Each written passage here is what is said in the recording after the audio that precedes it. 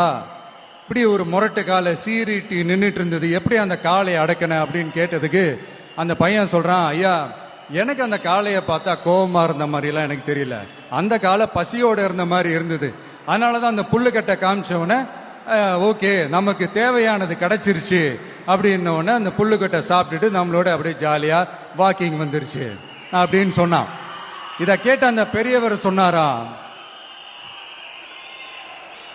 இந்த சின்னவங்க பெரியவங்க அனுபவம் இருக்கிறவங்க அனுபவம் இல்லாதவங்க இதெல்லாம் விஷயமே கிடையாது.